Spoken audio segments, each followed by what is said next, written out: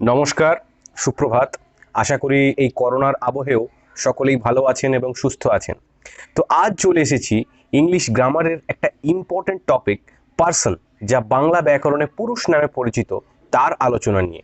তো আসুন প্রথমেই আমরা জেনে নিই পার্সনের ডেফিনিশন বা সংজ্ঞা। পার্সন ডেফিনিশনে আসলে বলতে হয় যে সমস্ত নাউন বা প্রোনাউনের দ্বারা কোনো ব্যক্তিকে নির্দেশ করা হয়, সে ব্যক্তি যে কেউ হতে পারে, বাক্যের বক্তা হতে পারে, শ্রোতা হতে পারে বা অন্য যে কেউ হতে পারে, সেই সমস্ত নাউন বা প্রোনাউনকে বলা হয় person. Example: he, she, I, we, our, their. কোনো নাম: নেহা, সুশীল, রহিম, যতীন, এটসেট্রা। পার্সনের প্রকারভেদ বা ক্লাসিফিকেশন। পার্সনকে মূলত তিন ভাগে ভাগ করা হয়: ফার্স্ট পার্সন, সেকেন্ড পার্সন এবং থার্ড পার্সন। আসুন একটা ট্রি ডায়াগ্রামের মাধ্যমে এই ভাগটাকে আমরা একটু ভালোভাবে দেখে নিই। পার্সনের ট্রি ডায়াগ্রাম আমরা দেখতে পাচ্ছি পার্সনকে তিন ভাগে ভাগ করা হয়েছে। প্রথমেই আসছে ফার্স্ট পার্সন, যাকে বাংলায় বলা হয় উত্তম পুরুষ।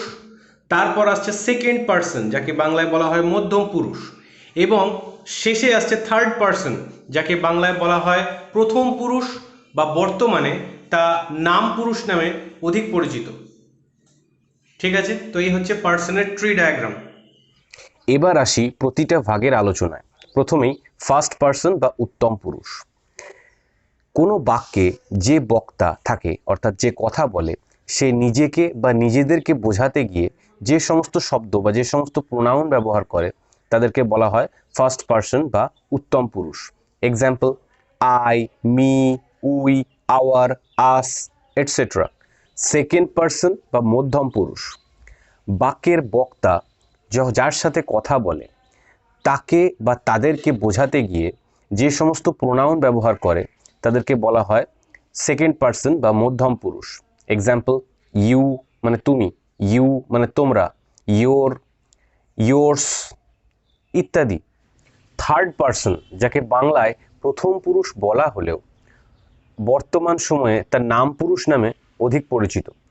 তো কি এর সংজ্ঞা? বাক্যে অনুপস্থিত কোনো ব্যক্তি বা ব্যক্তিবর্গকে বোঝাতে বক্তা যে প্রোনাউন বা নাউনের ইউজ করে থাকে, ব্যবহার করে থাকে, তাদেরকে বলা হয় থার্ড পার্সন।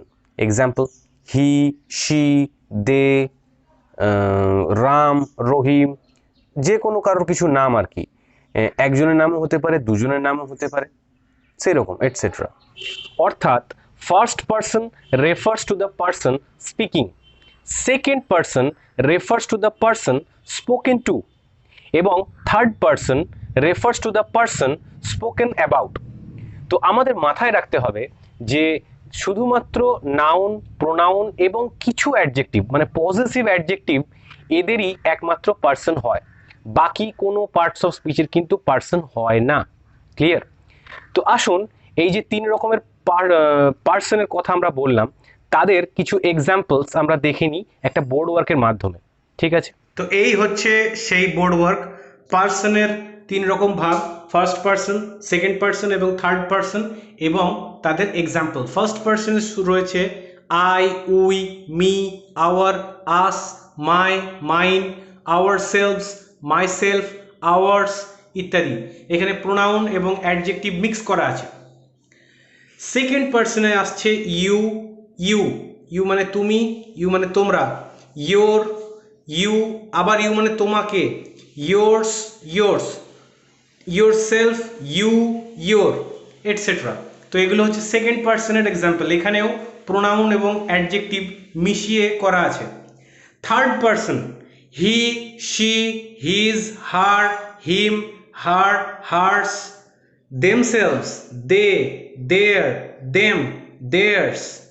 এগুলো হচ্ছে প্রোনাউন এবং অ্যাডজেক্টিভকে মিশিয়ে বানানো হয়েছে। আর কিছু রয়েছে নাউন: সুশীল, নীলা, এটসেট্রা।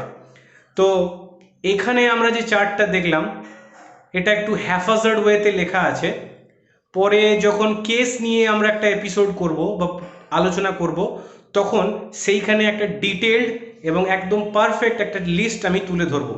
ঠিক আছে? এবার আসি একটা খুবই গুরুত্বপূর্ণ কথায়।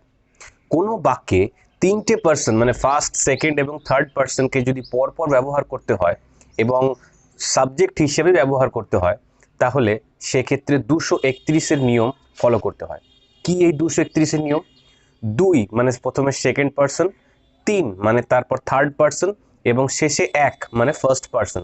অর্থাৎ সেকেন্ড, থার্ড এবং ফার্স্ট পার্সন এভাবে ব্যবহার করতে হয়। Example, you, he and I did it together. বোঝা গেল পুরো ব্যাপারটা?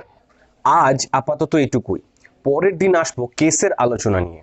ততক্ষণ সকলেই ভালো থাকুন, সুস্থ থাকুন, আবার দেখা হবে।